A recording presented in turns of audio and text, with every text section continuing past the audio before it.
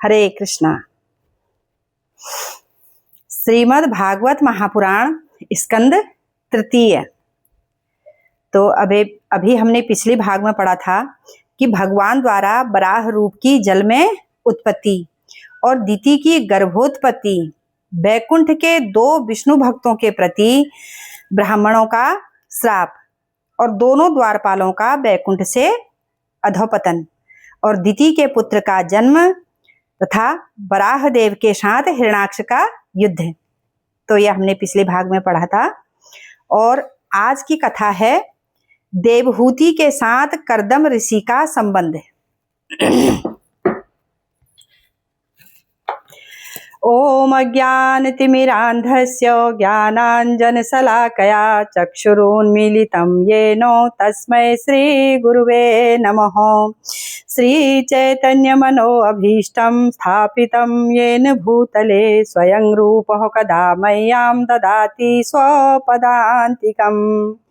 वन्देऽहं श्रीगुरो श्रीयुतापदकमलं श्रीगुरून् वैष्णवांश्च श्रीरूपं साग्रजातं सहगण रघुनाथान्वितं तं सजीवं साद्वैतं सावधूतं परिजनसहितं कृष्णचैतन्यदेवं श्रीराधाकृष्णपादान् सहगण ललिता श्रीविशाखान्वितांश्च।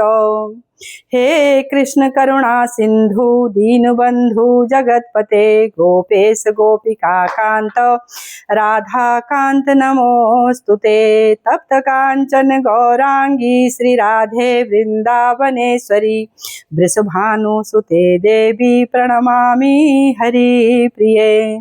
वाञ्छाकल्पतरुभ्यश्च कृपा सिन्धुभ्येव च पतितानां पावनेभ्यो वैष्णवेभ्यो नमो नमः।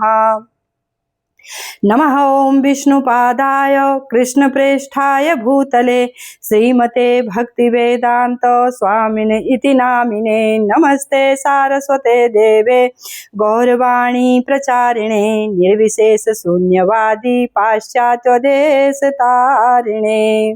जय श्री कृष्ण चैतन्य प्रभु नित्यानंद श्री अद्वैत गदाधर श्रीवासादि गौर भक्त वृंदा। हरे कृष्णा कृष्णा कृष्णा हरे हरे, हरे राम राम राम हरे हरे। हरे कृष्णा कृष्णा कृष्णा हरे हरे, हरे राम राम राम हरे हरे। हरे कृष्णा कृष्णा कृष्णा हरे हरे, हरे राम राम राम हरे हरे। ओम नमो भगवते वासुदेवाय, ओम नमो भगवते वासुदेवाय, ओम नमो भगवते वासुदेवाय। नारायणं नमस्कृत्य नरं चैव नरोत्तमं देवीं सरस्वतीं व्यासं ततो जयति मुदीरये। नष्टप्रायेषु अभद्रेषु नित्यं भागवत सेवया भगवत्यो उत्तम श्लोके भक्तिर्भवति नैष्टकी। हरे कृष्णा कृष्णा कृष्णा हरे हरे, हरे राम राम राम हरे हरे। हरे कृष्णा। तो आज की कथा है देवहूति के साथ कर्दम ऋषि का संबंध। देवहूति के साथ कर्दम ऋषि का संबंध। अब विदुर जी ने कहा कि हे भगवान, स्वयंभू मनु का वंश हमसे कहो। स्वयंभू मनु के पुत्र प्रियव्रत और उत्तानपाद ने जैसे धर्म और पृथ्वी की पालना की सो कहिए। स्वयंभू मनु की कन्या देवहूति आपने कर्दम की स्त्री कही थी। उस देवहूति से कर्दम जी ने कितने पुत्र उत्पन्न किए।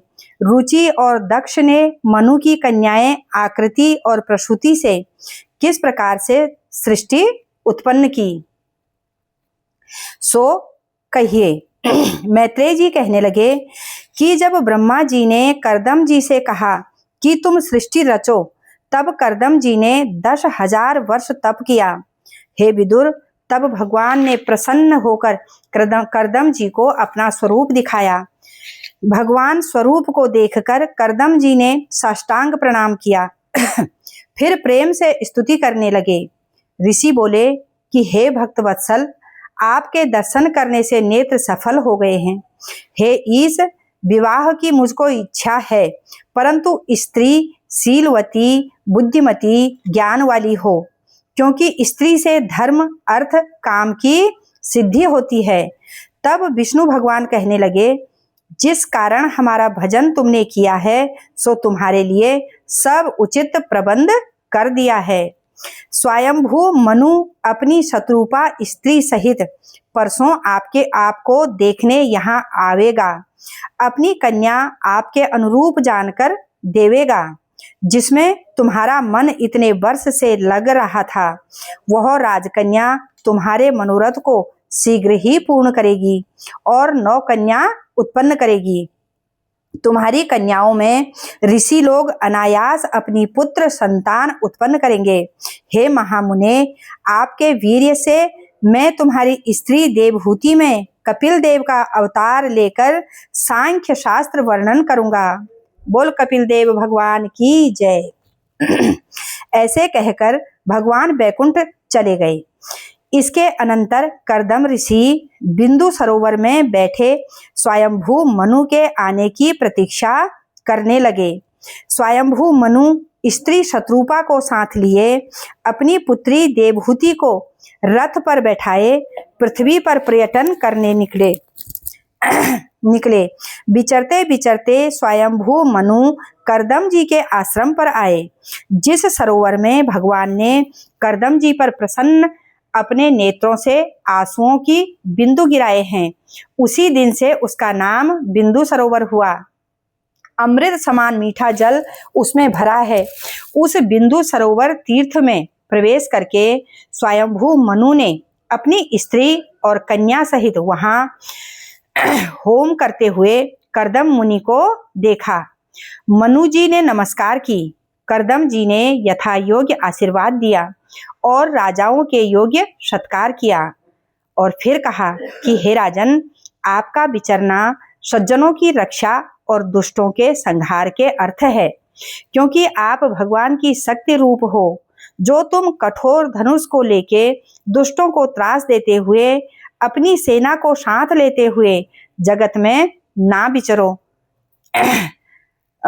विचरो तो भगवान की बांधी हुई संपूर्ण मर्यादा दुष्टों द्वारा नाश हो जाएगी। हे वीर, आपका पधारना यहाँ किस कारण हुआ, सो आप कहिए। महर्षि करदम के साथ देवहूति का विवाह। अब कथा शुरू हो रही है कि महर्षि करदम के साथ देवहूति का विवाह। अब मैत्रेय जी ने कहा, जब करदम जी ने मनु के गुण और कर्मों की प्रशंसा की, तब मनु लज्जा करके बोले, श्री ब्रह्मा जी ने आत्मा रूप देव की रक्षा के अर्थ तप विद्या योग से युक्त आप सरीखे ब्राह्मणों को अपने मुख से उत्पन्न किया है। भगवान ब्रह्मा के हृदय ब्राह्मण हैं। भगवान ब्रह्मा के हृदय जो हैं ब्राह्मण हैं। इस कारण ब्राह्मण क्षत्रिय परस्पर एक दूसरे की रक्षा करते हैं। सो आप असत रूप होकर सबकी रक्षा करते हैं। आपके दर्शन से हमारे संपूर्ण संदेह दूर हो गए हैं। हे मुने, मैं इस कन्या के प्रेम विवश अति क्लिष्ट चित्त और दीन हूँ। यह प्रियव्रत और उत्तानपाद की बहन हमारी कन्या देवहूति पति की अभिलाषा करती है। हे प्रियवर, मैं आपको यह कन्या समर्पण करता हूँ। निर्मुक्त मनुष्य को स्वयं प्राप्त हुई वस्तु का अनादर करना उचित नहीं होता। हे विद्वान, आप विवाह का उद्योग कर रहे हो, इस कारण मेरी इस कन्या को ग्रहण कीजिए। और करदम ऋषि बोले कि मैंने तुम्हारा कहा अंगीकार किया। हमारी इच्छा विवाह करने की है और आपकी कन्या की कांति ही साक्षात लक्ष्मी का तिरस्कार करती है। ऐसी आपकी कन्या का आदर कौन नहीं करेगा। परंतु मैं आपकी कन्या का इस शर्त पर विवाह करना स्वीकार करूंगा कि जब तक हमारे संतान ना होगी तब तक मैं गृहस्थ आश्रम का सेवन करूंगा और इसके अनंतर परमहंसों में मुख्य भगवत धर्मों का अनुष्ठान करूंगा। उनकी मुखारविंद की शोभा से देवहूति का मन लोभ में आ गया। स्वयंभू मनु ने अपनी रानी शत्रुपा और पुत्री देवहूति का अभिप्राय जानकर कर्दम जी को अपनी कन्या समर्पण की। शत्रुपा ने उन दोनों को दहेज में बहुत धन, आभूषण, वस्त्र, गृहस्थी में काम आने योग्य अनेक वस्तुएं दी। तदंतर विदा होने के समय महाराज ने मोह युक्त हो दोनों भुजाओं से उठाकर कन्या को हृदय से लगा लिया। फिर राजा रानी कर्दम जी से आज्ञा लेकर वहां से विदा हो गए, अपने नगर को पधारे। स्वयंभू मनु को देश में आया हुआ जानकर संपूर्ण प्रजा आनंद युक्त हो राजा को लिवाने आई। राजा ने अपनी राजधानी में प्रवेश करके अपने राजभवन में निवास किया। मनु महाराज ने मनुष्यों के वर्ण आश्रम के अनेक प्रकार के उत्तम धर्म वर्णन किए हैं, जिसको मनुस्मृति कहते हैं। तो अब कथा शुरू हो रही है। विमान में कर्दम और देवहूति की रति लीला। विमान में कर्दम और देवहूति की रति लीला। माता पिता के चले जाने पर पतिव्रता देवहूति नित्य प्रीति पूर्वक पति की सेवा करने लगी। कर्दम जी भी सेवा से दुर्बल देह वाली देवहूति से प्रेममय वाणी में बोले कि हे मानवी, आज मैं तुम पर बहुत प्रसन्न हो गया हूँ। सुख भोगने के योग्य जो यह शरीर है वो तुमने मेरी सेवा के अर्थ दुर्बल कर दिया। अपने मन में रत होकर तप, समाधि, उपासना और आत्मयोग से जीते भगवत के दिव्य प्रसाद हैं, जो कि भय से तथा शोक से रहित हैं। उन ऐश्वर्यों को भी मैं तुमको जो दिव्य दृष्टि देता हूँ उससे देखो। योग माया अविद्या में अपने पति को अति प्रवीण देखकर देवहूति की सब पीड़ा और चिंता दूर हो गई। फिर कुछ लज्जा सहित हंसती हुई कहने लगी कि हे द्विज श्रेष्ठ, आप अबोध व्यक्तियों के स्वामी हो, यह मैं भली भांति जानती हूँ। पतिव्रता स्त्रियों को गुणवान पति विषय एक बार भी जो अंग संग हो जाता है उससे अत्यंत गुणवान संतान उत्पन्न होती है। वो पुत्र प्राप्त होना ही पतिव्रताओं को बड़ा लाभ होता है। इनसे उस अंग संग के विषय में जो कृत्य है उनसे मुझे शास्त्र के अनुसार शिक्षा दीजिए, जिससे यह देह आपके साथ रमण करने योग्य हो जावे। मैं आपसे उद्दीप्त किए हुए कामदेव से प्रभाव पा रही हूँ। उसको शांत करने के निमित्त एक उत्तम पति बनाना योग्य है। मैत्रेय जी बोले कि हे विदुर, तब प्रिया का प्रिय चाहते हुए कर्दम जी ने अपने योग बल से उसी समय इच्छानुसार चलने वाला एक विमान बनाकर प्रकट किया। सब इच्छा पूर्ण करने वाला, अलौकिक रत्नों से जड़ा हुआ, सब सिद्धियों से संचित, ऋतुओं में सुख देने वाला, अनेक प्रकार के वस्त्रों से पूर्ण, पृथक पृथक बिछी सैया और चमर, पंखे, आसनों से मनोहर शोभायमान चित्रकारी, हीरों से जड़े किवाड़, भीतों के भीतर माणिक, पद्मराग, जहां तहां चित्र विचित्र चमक रहे विहार मंदिर, शयन भवन, उपभोग स्थान, आंगन सुखदायक बनाए गए थे। ऐसे विमान को देखती हुई भी देवहूति अधिक प्रसन्न नहीं हुई। तब संपूर्ण जीवों के अंतःकरण की बात को जानने वाले कर्दम जी बोले कि हे भीरू, इस बिंदु सरोवर में स्नान करके इस विमान पर चढ़ो। भगवान ने अपने नेत्रों से आनंद का बिंदु बनाकर यह तीर्थ उत्पन्न किया है। तब देवहूति पति का वचन मानकर बिंदु सरोवर में प्रविष्ट हुई। देवहूति को सरोवर के भीतर 1000 कन्याएं, सब किशोर अवस्था वाली, कमल समान सुगंधि वाली दिख पड़ी। देवहूति को देखकर सब कन्याएं उठ खड़ी हुई और हाथ जोड़कर बोली कि हम सब आपकी दासी हैं। यह कहकर उन्होंने देवहूति को उबटन लगाकर अच्छी प्रकार स्नान कराकर रेशमी वस्त्र पहनाए, अति स्वादिष्ट भोजन कराया, मधुर और मादक पीने का पदार्थ दिया। इसके अनंतर देवहूति ने फूलों की माला पहन मांगलिक पदार्थ धारण कर अपने अंग को आरसी में देखा। देवहूति ने जब अपनी मनोहर छवि को देखा तब अपने प्राण प्रीतम करदम जी के पास अपने आप को देखा। करदम जी उनका कोमल हाथ पकड़कर विमान पर ऐसे शोभित हुए जैसे तारागणों के बीच में पूर्ण चंद्रमा आकाश में होता है। उस विमान पर बैठकर करदम जी सुमेरु की कंदराओं में जहां शीतल मंद सुगंध पवन बह रहा था और गंगा जी के प्रवाह का सुंदर शब्द हो रहा था, वहां बहुत काल तक देवहूति के साथ लिए रमण करने लगे। फिर करदम जी प्रसन्न होकर वैश्रम्भक नंदन, सूरसेन, पुष्पभद्रक, मानस, चैत्ररथ इन देवताओं के उद्यानों में रमणी के साथ रमण करने लगे। फिर महायोगी करदम जी सब पृथ्वी को अपने विमान पर से अपनी पत्नी को दिखाते हुए सर्वत्र विचर कर अपने स्थान को लौट आए। विषय सुख की इच्छा वाली देवहूति के साथ करदम मुनि ने अपना नव शरीर धारण करके अनेक वर्षों तक रमण किया। उस विमान में रतिकारी परमोत्तम सैया में विराजी हुई देवहूति अपने पति के साथ ऐसी मोहित हुई कि समय की कुछ भी सुध नहीं रही। 100 वर्ष व्यतीत हो गए तब भी काम लालसा पूर्ण नहीं हुई। देवहूति के बहुत संतान होने के संकल्प को जानकर करदम जी ने अपने स्वरूप को 9 प्रकार से विभाग करके उसमें वीर्य धारण किया, जिससे देवहूति ने एक साथ 9 कन्याओं को उत्पन्न किया।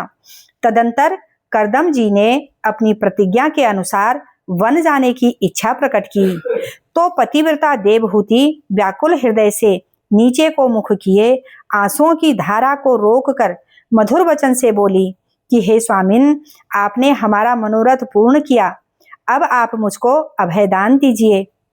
हे ब्राह्मण, प्रथम कन्याओं के विवाह करो और आप वन को जाना चाहते हो तो मुझको ज्ञान देने वाला एक पुत्र दे दो। हे स्वामिन, मैंने परम ब्रह्मा को त्याग कर इंद्रियों के संग इतना समय व्यतीत कर दिया, वही बहुत है। मैं निश्चय आपकी माया से ठगी गई हूँ, जो मोक्ष को देने वाले आपको पाकर संसार बंधन में बंधने की इच्छा करती हूँ।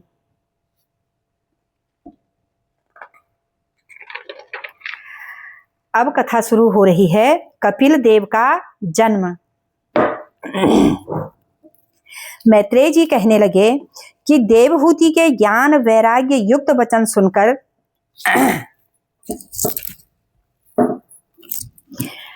सुनकर करदम जी ऋषि बोले कि हे अनिदिते, तुम अपनी आत्मा की निंदा मत करो, क्योंकि अविनाशी भगवान तेरे गर्भ से आकर उत्पन्न होंगे। देवहूति करदम जी के वचन सुनकर निर्विकार भगवान का भजन करने लगी। जब बहुत काल व्यतीत हो गया तब भगवान प्रसन्न हुए। उस समय आकाश में बाजे बजने लगे, गंधर्व गाने लगे और अप्सराएं नाचने लगी। आकाश से देवता फूल बरसाने लगे। 10 दिशाओं में आनंद छा गया। तब मरीचि आदि मुनियों सहित ब्रह्मा जी आए और कहने लगे कि हे पुत्री, तुमने निष्कपट हृदय से हमारी पूजा की है। तुम्हारी सुंदर स्वरूप वाली कन्याएं सृष्टि को अनेक प्रकार से बढ़ाएंगी, इसलिए इनके शील, स्वभाव और रुचि के अनुसार मुख्य ऋषियों के अर्थ से आज इन्हें समर्पण करो और विवाह करके संसार में अपना यश बढ़ाओ। हे देवहूति, तुम्हारे गर्भ से विष्णु भगवान ने अवतार लिया है। यह सांख्य शास्त्र के आचार्यों के परम मान्य संसार में कपिल देव के नाम से विख्यात होकर तुम्हारी कीर्ति को बढ़ावेंगे। मैत्रेय जी बोले कि ब्रह्मा जी उन दोनों को आश्वासन देकर मुनियों सहित सत्यलोक को सिधारे। करदम जी ने अपनी 9 कन्याएं मरीचि आदि मुनियों को विवाह दी।